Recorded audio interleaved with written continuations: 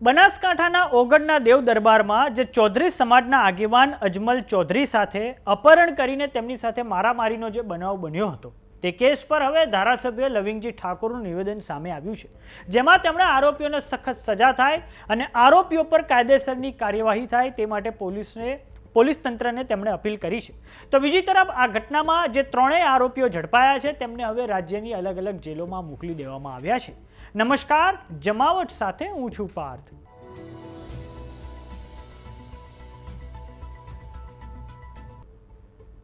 બનાસકાંઠાના ઓગણના દેવ દરબારમાં જે ચૌધરી સમાજના વડીલ અજમલ ચૌધરી પર હિંસા થઈ તેના પડઘા સમગ્ર ઉત્તર ગુજરાતમાં પડ્યા છે।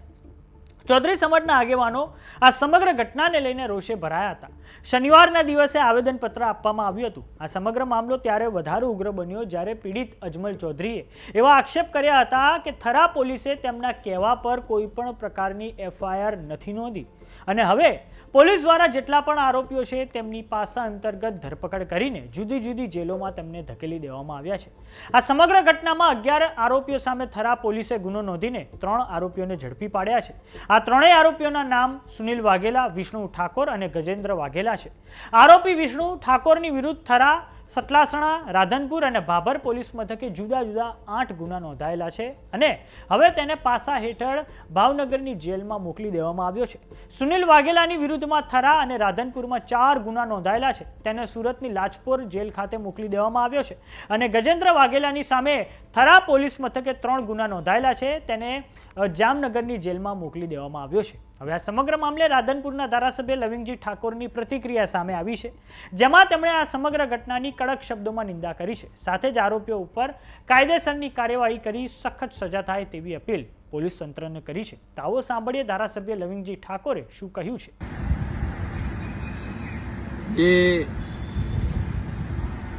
આ બનાવ બનેલો એ ખરેખર દાદર ગામના પત્ની અને પૂર્વ સરપંચ અજમલભાઈ ચૌધરી એક સજ્જન માણસ, તેમ છતાં એને એમના કોઈ કામથી ગયેલા અને તેનું અપહરણ કરીને એ જાગીર મઠનું નામ લઈને એને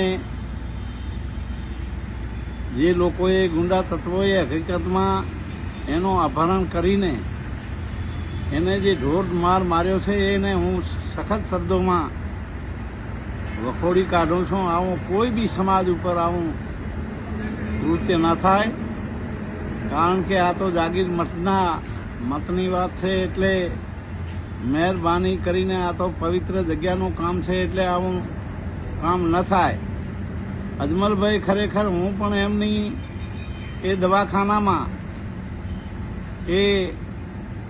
એમને મળવા ગયેલો ત્યારે એમણે એમના મુખેથી વાત કરેલી કે ભાઈ મારો વાંક શું, અને એને ખરેખર એ જે માર્યો છે અને લૂંટ કરી છે હું એને શબ્દોમાં વખોડું છું અને જે ખરેખર આ ગુનેગારો છે એ ગમે એ હોય એને છોડવા ના જોઈએ, એનામાં કડક કાર્યવાહી થાય, જેથી કરીને ભવિષ્યમાં પણ આવું કૃત્ય ન બને અને એક સજ્જન માણસ ઉપર આવું કર્યું છે એને હું સખ્ત શબ્દોમાં વખોડું છું અને જે ગુનેગારો છે એને એ સખ્તમાં સખ્ત સજા થાય એવી હું અપીલ કરું છું। અસ્તુ।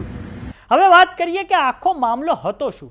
તો આખો વિવાદ અગાઉ પાટણના સુબાપુરા ગામે એક લગ્ન પ્રસંગમાં મહારાજ બળદેવનાથજી અને ગોવિંદપુરી બાવા વચ્ચે બોલાચાલી થઈ હતી, તેને લઈને હતો। બળદેવનાથે અજમલભાઈના સમાજના ગોવિંદપુરી બાવાને કહ્યું હતું કે હું જ્યાં હોઉં ત્યાં તારે આવવું નહીં। આમ તે વખતે ગોવિંદપુરી બાવાનું અપમાન થયું હતું તેવા આક્ષેપો થઈ રહ્યા છે, જેથી તેમણે અજમલ ચૌધરીએ સમાજના આગેવાનોને ભેગા કર્યા હતા અને આ બેઠકમાં અજમલભાઈએ પણ પછી ઉગ્રતાપૂર્વક તેમણે બળદેવનાથજી મહારાજ પર એક નિવેદન આપ્યું હતું।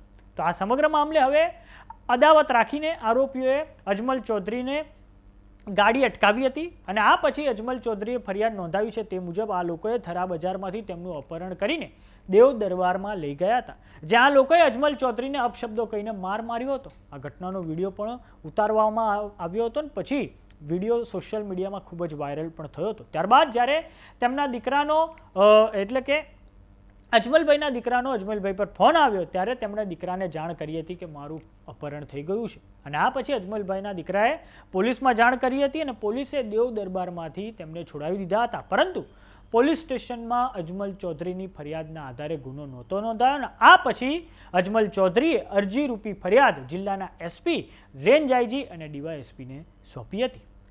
તો સમાચારોમાં અત્યારે બસ આટલું. જોતા રહો જમાવટ. જો તમે અમને યુટ્યુબ પર જોઈ રહ્યા તો સબસ્ક્રાઇબ કરો, જો તમે અમને ફેસબુક પર જોઈ રહ્યા તો ફોલો કરો, વોટ્સએપ ચેનલને જોઈન કરવાનું ન ભૂલતા. નમસ્કાર.